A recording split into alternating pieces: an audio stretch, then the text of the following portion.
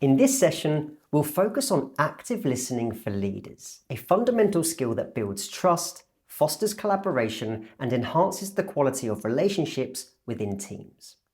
Leadership isn't just about speaking, it's equally about listening.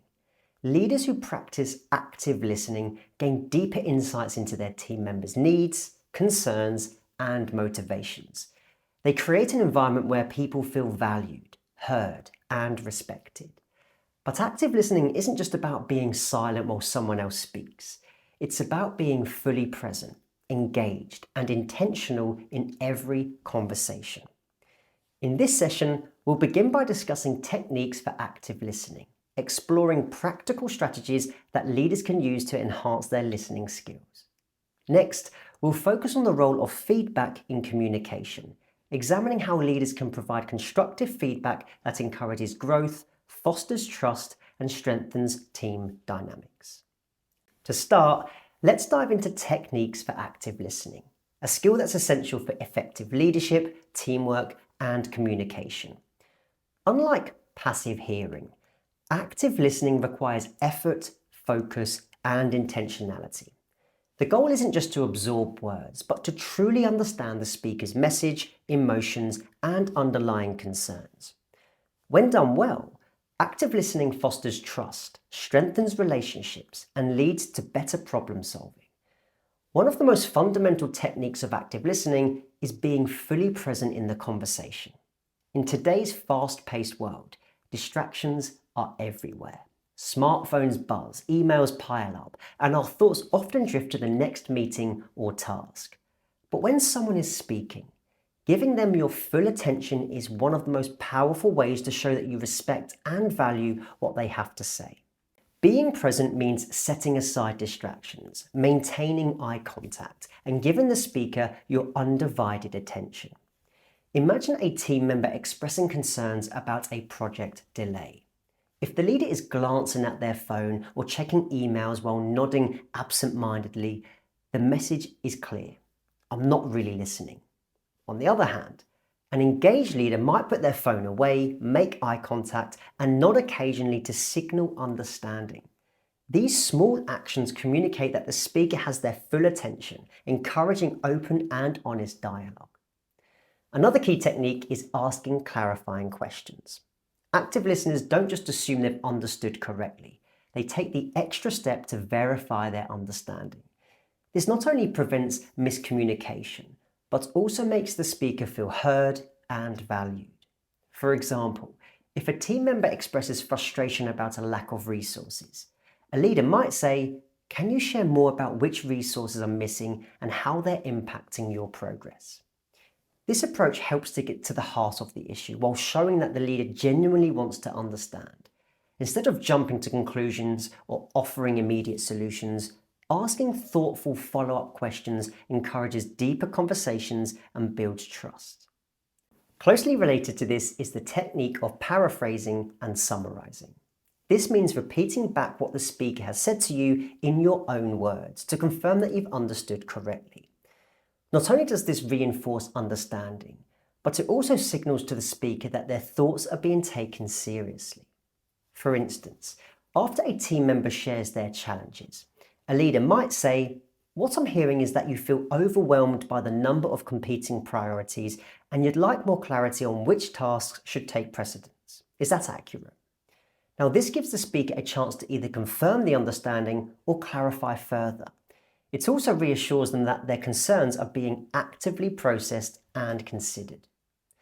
Beyond verbal communication, non-verbal cues play a crucial role in active listening. The way we position our body, use facial expressions, and maintain eye contact all contribute to how engaged and receptive we appear. Simple gestures like nodding, maintaining an open posture, and leaning slightly forward can encourage the speaker to keep sharing. For example, if a team member shares a personal challenge, a leader who responds with a furrowed brow or a softening of facial expressions communicates empathy and understanding, even without saying a word. On the flip side, crossing arms, checking a watch, or looking around the room can make the speaker feel dismissed or unimportant. Non-verbal cues should always match the tone of the conversation to create an environment where people feel safe and supported. Going even deeper, reflective listening helps address not just what the speaker is saying, but also how they feel about it. It involves acknowledging the speaker's emotions and creating space for them to be fully expressed. For instance, if a team member expresses frustration or disappointment, an emotionally intelligent leader might respond with, "It sounds like this situation has been really frustrating for you, and I can see why you'd feel that way." Notice that this response doesn't fix the problem right away. It simply validates the speaker's emotions. And sometimes that's exactly what people need before they're ready to move forward. Acknowledging emotions is a crucial part of active listening because people want to feel understood before they want solutions. Too often, leaders just jump straight to the problem solving without first recognizing the emotional weight of the issue. By taking a moment to validate feelings, leaders build stronger connections and help their teams feel genuinely supported. And finally, let's talk about one of the most underrated tools in active listening: silence. Many people feel uncomfortable with pauses in conversation and rush to fill them. But in reality, silence can be incredibly powerful. When we allow moments of silence, we give the speaker time to process their thoughts, reflect on what they want to say next, and sometimes even share deeper insights than they initially planned. Simply waiting an extra few seconds after someone finishes speaking can prompt them to open up further, revealing important details or perspectives that might have otherwise remained unspoken. For example, if a team member hesitates after expressing a concern, a leader who remains silent for a moment rather than jumping in with a response gives them the space to elaborate. That extra pause can be the difference between a surface-level conversation and a truly meaningful one. In summary, active listening isn't just about hearing words, it's about understanding the full message, including emotions, concerns, and underlying needs. It requires being fully present, asking clarifying questions, using paraphrasing and summarising, responding with non-verbal cues, practicing reflective listening, and embracing silence when necessary. When leaders and team members make a habit of active listening, conversations become more productive, misunderstandings decrease, and relationships grow stronger. More importantly, people feel valued, heard, and respected, and that's what creates truly effective and engaged teams. Now that we've explored active listening techniques, let's move on to another key element of effective communication: feedback. Feedback is one of the most powerful tools a leader can use to guide growth, address challenges, and strengthen relationships. When delivered well, it can boost confidence, improve performance, and create a culture of openness and continuous improvement. But not all feedback is created equal. Poorly delivered feedback can do more harm than good, damaging trust, creating defensiveness, and ultimately making it harder for people to grow and succeed. So how can leaders ensure that their feedback is meaningful, constructive, and well received? It all starts with timing and context. Feedback is most effective when it's delivered as close to the relevant event as possible, while the details are still fresh in everyone's mind. Imagine a team member has just navigated a challenging client call with professionalism and composure. If their manager provides feedback right after the call, it will have a far greater impact than if they wait until a performance review weeks later. A leader might say, "I really liked how you handled that difficult question from the client. You remained calm, gave a well thought out response, and steered the conversation back to our key message. That was a great example of professional communication." Providing feedback in real time ensures that positive behaviours are reinforced and areas for improvement can be addressed while they're still relevant. Delaying feedback can result in missed opportunities for growth and development. Just as important as timing is specificity. Vague feedback, whether positive or constructive, leaves people uncertain about what they should continue doing or what they need to improve. Saying, "Great job on that presentation," is nice, but it doesn't tell the person exactly what they did well. A more effective approach would be, Your presentation was well organised, and the data you included made a strong case for your proposal. Your confidence and clear explanations really engaged the audience. Well done. Specific feedback provides clear guidance, making it easier for people to replicate their successes or improve their weaknesses. The more detailed and actionable the feedback, the more useful it becomes. Another essential element of effective feedback is balancing positive and constructive input. Positive feedback reinforces strengths and builds confidence, but constructive feedback is equally important for development. However, constructive feedback must be framed thoughtfully. Imagine a leader needs to give feedback on a report that was difficult to follow. Instead of saying, "Your report was disorganized and hard to read," which might put the recipient on the defensive, they could say, "I noticed that some sections of your report were a bit challenging to follow. Perhaps we could work together on creating a clearer structure next time to make the key points stand out more." This approach keeps the feedback solution-focused rather than critical, making it easier for the person to accept and act on it.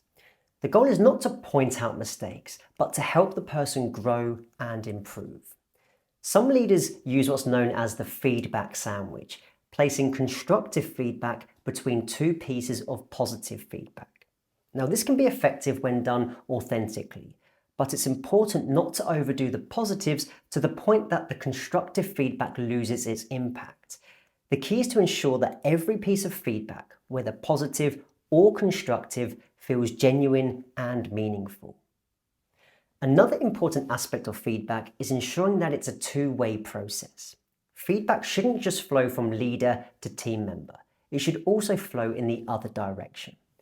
Encouraging employees to share their thoughts and provide feedback on leadership helps build a culture of trust, openness, and mutual respect.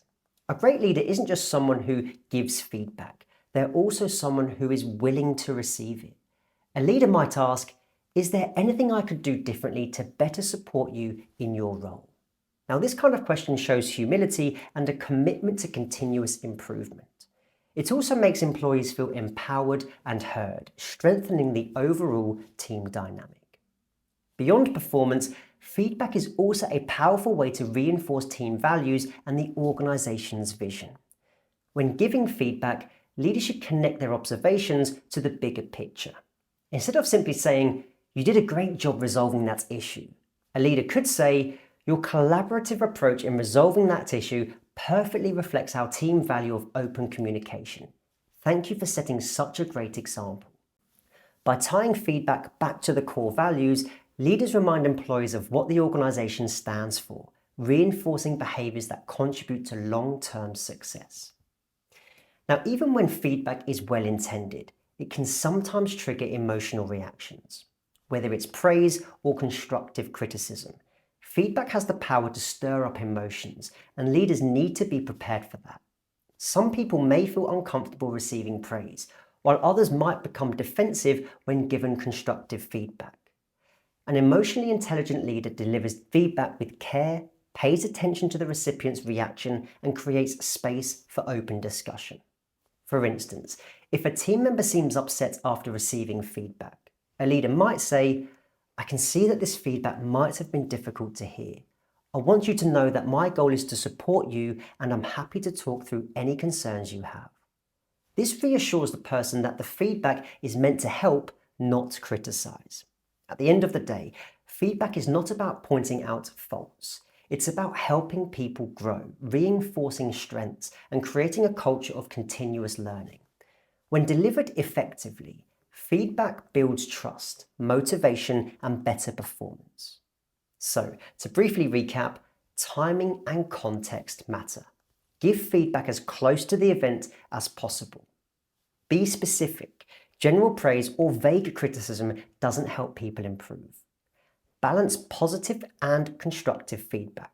Both are essential for development. Make feedback a two-way conversation. Invite input from employees as well. Reinforce core values. Link feedback to the bigger picture. And be emotionally intelligent. Understand that feedback can trigger different reactions. When leaders get feedback right, It creates an environment where people feel valued, supported, and motivated to do their best. So, in this session, we've explored techniques for active listening, emphasizing presence, clarifying questions, paraphrasing, non-verbal cues, reflective listening, and the power of silence. We then discussed the role of feedback in communication, focusing on timing, specificity, balanced delivery, creating two-way feedback loops, and addressing emotional reactions with care. Active listening and effective feedback are not isolated skills. They are deeply interconnected. Active listening allows leaders to understand their team members' concerns, motivations, and aspirations, while thoughtful feedback guides growth, builds trust, and strengthens relationships. In the next session, we'll tackle a topic every leader faces: conflict resolution and difficult conversations. We'll dive into strategies for addressing conflict with confidence and share practical tips for navigating those tough conversations while maintaining trust and respect. For now, take a moment to reflect on your recent conversations with your team. Were there moments where you could have listened more actively or delivered feedback more effectively?